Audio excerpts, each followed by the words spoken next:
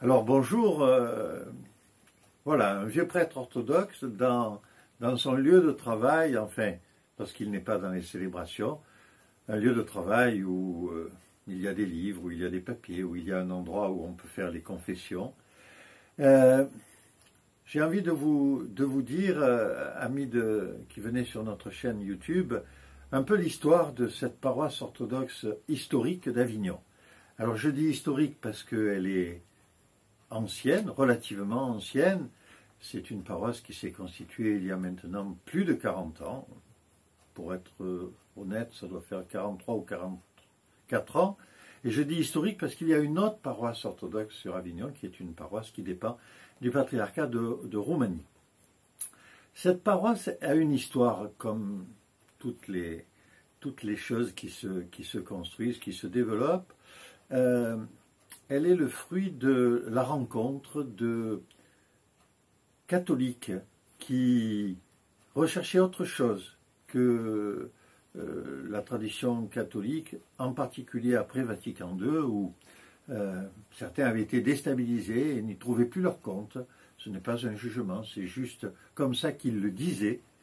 Et des orthodoxes de souche, on va dire, des orthodoxes d'origine russe, roumaine, grecque, qui n'avaient pas de lieu de culte et qui donc, eux, baptisaient leurs enfants dans l'église catholique en se disant que ce qui est important, c'est le bon Dieu finalement.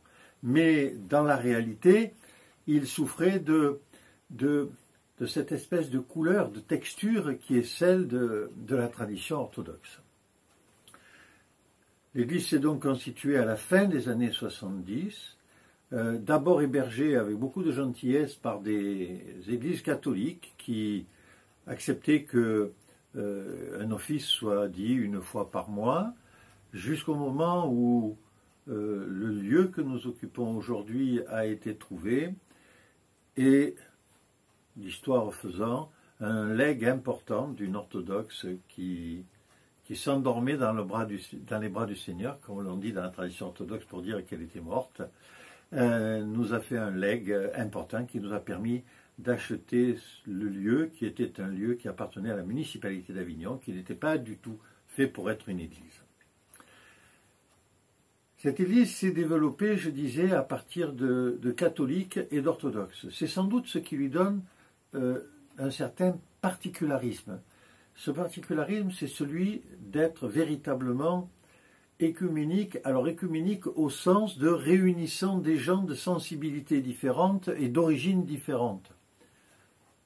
Un reproche est parfois fait aux orthodoxes en leur disant « oui, mais vous êtes orthodoxe russe, vous êtes orthodoxe grec, vous êtes orthodoxe roumain, et même peut-être vous vous entendez pas très bien ensemble. » Bon, ça c'est une caricature bien sûr, mais nous savons que c'est un danger.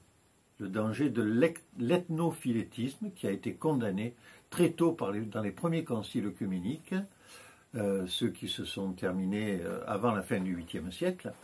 Et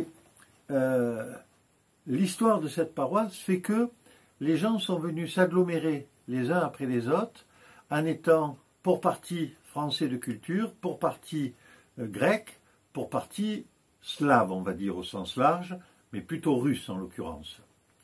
Ce qui fait que cette paroisse a grandi dans, de fait, un multilinguisme et un multiculturalisme d'une certaine façon, même s'il s'agit bien d'une église orthodoxe habituelle, ordinaire, c'est-à-dire qui n'a rien d'autre, on l'appelle canonique d'ailleurs, parce que il y a parfois des églises qui ne sont pas canoniques, c'est-à-dire qui ne sont pas reconnues par les autres églises et par les patriarches officiellement reconnus et officiellement existants dans ce qu'on appelle des juridictions.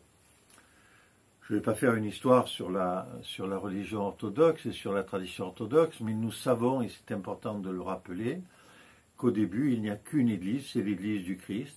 Cette église est constituée de 5 églises sœurs qui correspondent à ce qu'on appelle aujourd'hui des juridictions, et cela a duré tous les premiers siècles de l'Église, jusqu'au moment où de nouvelles juridictions, de nouveaux patriarcats ont été créés. Ces églises sœurs, c'était le patriarcat de Rome, de Jérusalem, de Byzance, d'Alexandrie et d'Antioche. On fait un peu là, en promenade, la visite du tour de la Méditerranée. Les gens qui sont venus vers cette paroisse ont adopté une tradition de célébration qui est plutôt inspirée, notamment pour les chants, de la tradition slave et des très beaux chants des liturgies russes. Ce sont ceux qui sont les plus familiers à nos oreilles. Ce sont ceux qui ont des sons que nous recevons et qui nous font un petit peu vibrer, qui nous parlent au cœur, pour le dire comme ça. Pour le reste, bien sûr, les célébrations sont des célébrations qui sont, je dirais, formatées. Ce n'est pas un mot très qui ne correspond pas à la spiritualité, ni même au droit, mais voilà, qui sont organisées de telle façon que, où que l'on soit, c'est la même liturgie que l'on célèbre. La liturgie de Saint Jean Chrysostome, le plus souvent, parfois celle de Saint Basile, parfois celle de Saint Jacques, et celle des présanctifiés. Ce sont les 4 liturgies qu'on célèbre dans l'année, mais très majoritairement, c'est la liturgie de Saint Jean Chrysostome, et elle a un gros avantage à la phrase près, au mot près et au geste près. Elle se développe de la même façon, elle se déroule de la même façon, quel que soit le pays du monde, ce qui permet à un Français que je suis, fort peu polyglotte, de célébrer en Grèce ou en Angleterre ou en Russie, sans être incommodé moindrement, parce que je sais où on en est à tout moment. Cette paroisse a donc grandi, et elle a grandi en plusieurs étapes. Alors d'abord, son rattachement, peut-être, c'est la métropole grecque orthodoxe de France. La métropole grecque orthodoxe de France, c'est une juridiction qui dépend directement du patriarcat œcuménique de Constantinople. C'est même un exarcat, c'est-à-dire que l'évêque en place, à Paris, a le rôle de véritable représentant du patriarche, qui est actuellement le patriarche Bartholomée de Constantinople, représentant du patriarche Bartholomée en France. C'est le patriarche lui-même qui est là. Alors bien sûr, quand il est là, on en est très heureux, mais l'évêque a les prérogatives du patriarche parce que c'est un exarcat, c'est une juridiction vraiment propre avec des responsabilités particulières. On ne peut pas comparer ça par exemple à un diocèse catholique, pour ceux qui connaissent un peu l'histoire. L'Église a grandi, installée ici dès le début des années 80, puis définitivement installée après transformation effectuée par les fidèles. Alors, ça a donné une couleur, le fait que ça ait été fait par les fidèles, parce que c'est un peu comme les chrétiens qui construisaient leur lieu et qui avaient envie de célébrer ensemble. Et puis très vite, de nouvelles délégations de population, ayant appris la création d'une paroisse orthodoxe à Avignon, sont venus rejoindre cette église naissante.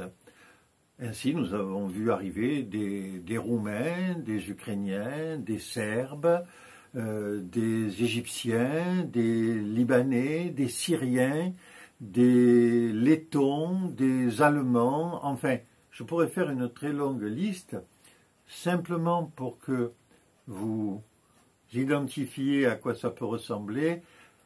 Avant la communion, nous récitons le Notre Père, et nous le récitons en 6 à 12 langues, suivant les dimanches, avant de le chanter en français. Je dois vous avouer que pour le vieux prêtre que je suis maintenant, par l'âge au moins, parce que moi je suis prêtre seulement depuis 13 ans, mais c'est un vrai bonheur de voir des gens unis, d'origines extrêmement diverses, qui peuvent prier dans la langue où ils ont appris à prier, généralement d'ailleurs de leur mère, et être dans un partage sur lequel il n'y a aucune question, chacun reconnaît l'autre simplement parce qu'il est orthodoxe.